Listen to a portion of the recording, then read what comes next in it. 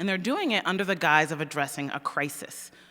What crisis, you ask? Is it the jobs crisis, the foreclosure crisis, the inequality crisis?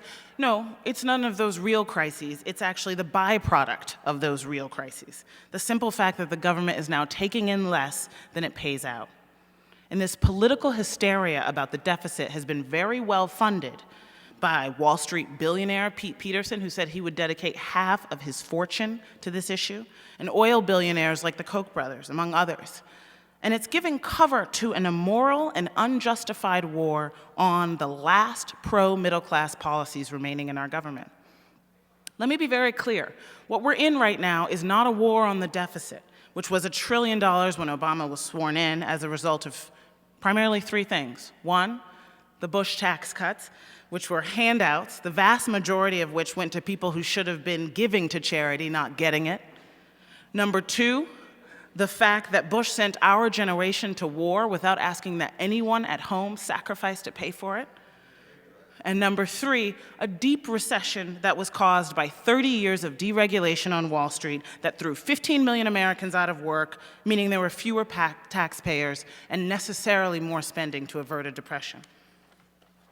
So the war being waged from that other room, that really is what politics is today in Washington and in state houses, is really just sheer selfish self-preservation.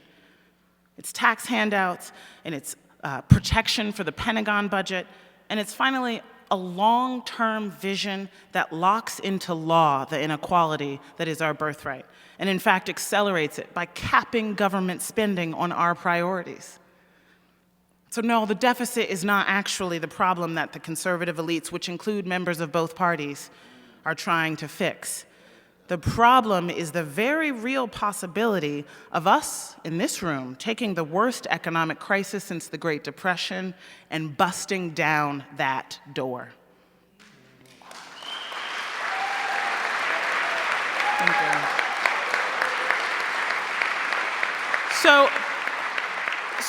So that's why these state budget fights, which are really about lost income because of property taxes, because of the bursting of the housing bubble, i.e. Wall Street, that's why suddenly these state budgets can't be balanced without taking away the bargaining rights, i.e. the political power of middle-class workers.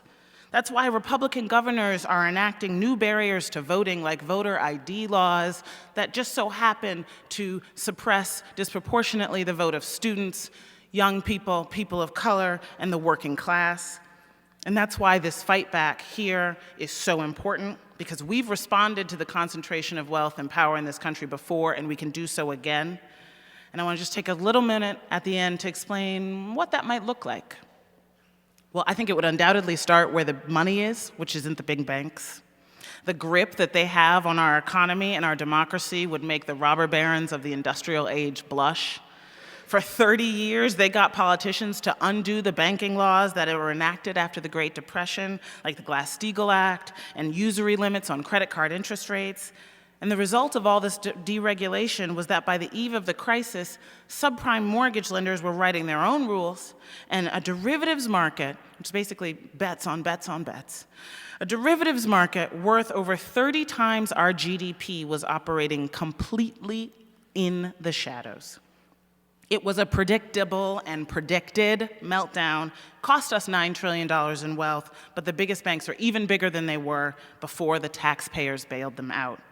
And they're still foreclosing on homeowners instead of negotiating down the Fantasyland housing prices, all the while running boiler rooms that create phony documents and rip off borrowers at every step, and not a single industry player has gone to jail for it.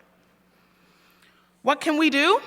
The financial reform bill that passed last year was a step in the right direction, but it could only go so far when the financial sector still holds so much economic power. The best part of the bill is the Consumer Financial Protection Bureau and its champion, Elizabeth Warren. Both are under constant attack. We, in this room and all over the country, can join with organizations like Americans for Financial Reform, National People's Action, and an array of consumer groups to demand that we cap the size of the biggest banks, give the consumer watchdog the teeth that it needs, and write down the value of homes to reset our struggling housing market. And I gotta just say one last thing on the banks. They've been cheating the American public in other ways too. Bank of America paid a slap on the wrist at the end of the year last year that not a lot of people noticed, $140 million, to settle charges that it widespread cheated local schools, cities, and pension funds with fraudulent securities. And as we now know, our biggest bank has used complex accounting and 300 tax shelters in order to avoid paying taxes, to get billions in tax benefits from our government, claiming to be unprofitable even while paying out huge executive bonuses. To fight that, you can join with groups like US on Cut, which is doing actions all over the country, and MoveOn.org to demand that the big banks pay up before the middle class is forced to sacrifice a dime more. Representative Jan Schakowsky has a bill to end the inequity of the fact that millionaires and billionaires actually pay a lower rate on their taxes lower tax rate from their stock earnings than their nannies and their janitors do on their incomes. United for a Fair Economy is an organization that is leading the charge on that. What can we do on jobs? We can start by fighting back against the attacks on the unions. Even if you're not in a union, you can become a member of American Rights at Work, which is a labor organization for the rest of us. We can also push for a direct public jobs program. Thank you. It's one of those excluded alternatives in Washington that simply, there's no economic case to not consider it, it's only political. My organization, Demos, recently released a report that found that we could put 8 million Americans directly to work helping rebuild the country for less than the annual cost of extending the Bush tax handouts. And today, we need to send a signal to Washington that our country is not broke, but that our system is broken. We have a bipartisan agreement to do some level of cutting spending that is going to cost us hundreds of thousands of jobs or millions of jobs, while we have 29 Americans who can find not enough work or no work at all. If you go to ourfiscalsecurity.org, which is a partnership of my organization and the Economic Policy Institute and the Century Foundation, you can see videos and fact sheets and things and organizing tools to learn to push back against your friends and people at the dinner party table who say that America is broke, because it's not. But finally, that leads me to the democracy problem we have in this country, because your legislators need to hear from you today. Congress members now spend 1 out of every 3 minutes that they are in office raising money. They have to raise $1,000 a day. That's what they're doing over there in that room.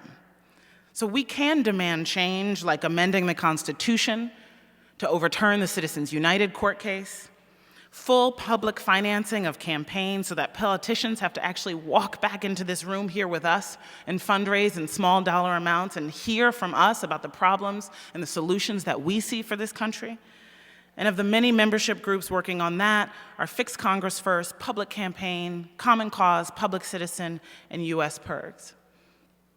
This is our country. We have fixed a problem of this proportion before. We have banded together. We had institutions that were not under attack the way they are today, but we also didn't have the tools, the diversity, the educated citizenry, the passion, the power, and the leaders, and the global reach that we have today. I know that we are going to turn the corner and not, in fact, be the first generation to not do better than our parents. We're going to take our country back, and we're going to leave our country richer than when we found it. Thank you.